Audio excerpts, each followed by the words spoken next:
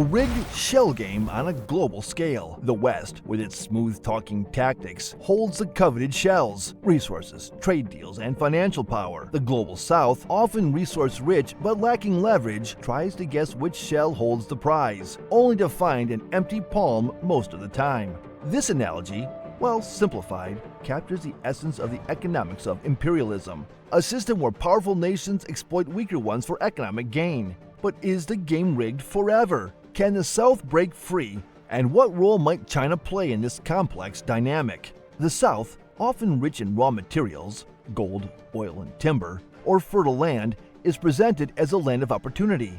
Desperate for development, the South sees these resources as their ticket to prosperity. They might get a good price for the resources initially, fueling a sense of progress. Cheap labor in the South becomes a siren song for Western companies. They can produce goods at a fraction of the cost at home, maximizing profits. Trade deals favor the powerful country. The South sells their valuable raw materials for super cheap, while buying things made from those materials at much higher prices. It's like selling gold for pennies and buying cheap toys instead. This keeps the South poor and unable to build their own factories. The powerful country also offers loans to help the South develop. But with super high interest rates, it's like getting a magic money machine that only makes bills you can't pay. The South feels like they have to take these bad deals because there aren't any better options. It seems like everyone wins, but that's not true. In the end, the South can't develop properly. Their resources get drained, and all the wealth ends up with a few rich people. These deals turn out to be a trap, leaving the South feeling used and stuck in a game they can't win. Planting seeds in fertile soil, but someone harvesting them before they can sprout. Imperialism often focuses on extracting resources, leaving little for the South to invest in building its own industries and infrastructure. They lack the tools and technology to refine their raw materials into finished goods with higher value. It's a cycle of selling the potential for wealth without ever reaping the rewards. Unequal trade deals means the South gets less for its resources and pays more for finished goods. This creates a wealth transfer from the South to the North, widening the gap between rich and poor within southern nations. High-interest loans can cripple a nation's ability to invest in its people. A country needing a loan to build a hospital, but spending most of its budget just paying back the interest. This debt burden limits resources for education, healthcare, and other vital areas, trapping many in poverty. Frustration with economic hardship can lead to social unrest and political instability. Imagine a pressure cooker kept on high heat. Sooner or later, it's bound to explode. When basic needs aren't met, and the path to a better future seems blocked, people may resort to violence or elect populist leaders who promise change, even if it's not sustainable. The legacy of imperialism can create a sense of powerlessness and dependence, being constantly told your resources are valuable, yet not being allowed to benefit fully from them. This can erode self-confidence and hinder the South's ability to chart its own course towards development. These scars are complex and long-lasting, but understanding them is crucial for the South to move forward and build a more equitable future. A lone chess player facing a grandmaster. The odds aren't good. But what if several players join forces? It's about creating a united front to challenge the dominance of the imperialist powers. Think of a farmer who only grows corn. If the corn market crashes, he's in trouble. Similarly, relying solely on exporting raw materials leaves the South vulnerable to price fluctuations. Diversification is key. The South can invest in developing domestic industries to create a more balanced economy.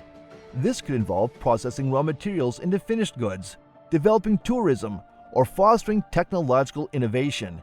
It's about creating new sources of income and reducing dependence on a single sector. A factory without skilled workers or outdated machinery, it won't be competitive.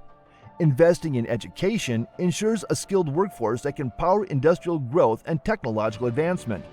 This allows the South to compete globally and attract investment in high-tech industries. Education unlocks the potential of a nation's people, fostering innovation and entrepreneurship. The current trade deals might favor the imperialist nations. It's about rewriting the rules of the game to create a level playing field and ensure both sides benefit.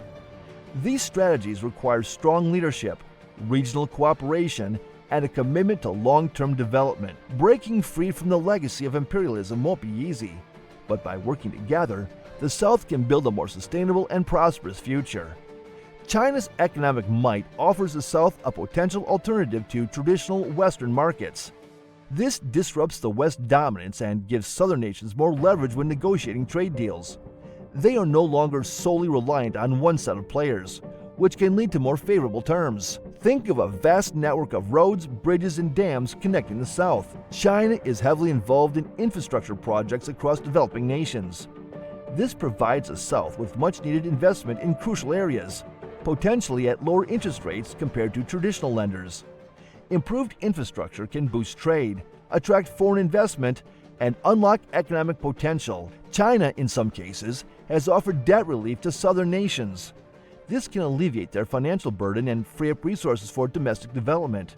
A lighter debt load allows countries to invest in education, healthcare, and other critical areas, promoting long-term growth. Some critics argue that China's model is a new form of imperialism, extracting resources from Africa and Latin America for its own benefit. The focus on infrastructure projects might prioritize exporting raw materials to China rather than building domestic industries in the South.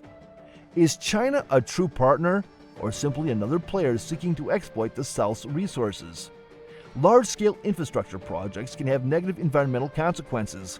The rapid development China promotes might come at the cost of deforestation, pollution, and unsustainable resource extraction. The South needs to ensure these projects are conducted responsibly to avoid harming the environment for future generations. It offers opportunities for growth and debt relief, but also raises concerns about neo-colonial practices and environmental damage. The South must carefully navigate this complex relationship to leverage China's economic power for its own benefit, while protecting its long-term interests. The South, empowered by regional integration, diversification, and strategic partnerships with China, gains bargaining power. Fairer trade deals, technology transfer, and responsible investment lead to a more balanced economic landscape. The South builds its own industries, reduces dependence on raw material exports, and experiences sustained growth. China's economy might challenge Western dominance. This could benefit the South, as it can negotiate with multiple partners for better deals. However, it could also create new power struggles and instability. Despite the South's efforts, the West maintains its economic dominance. Unequal trade deals and resource exploitation continue, hindering Southern development.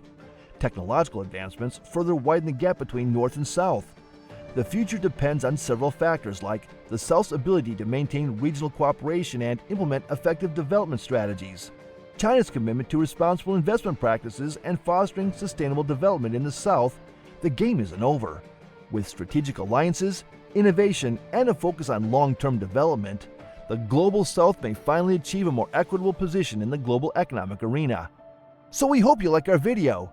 If so, like, share, and subscribe to our channel.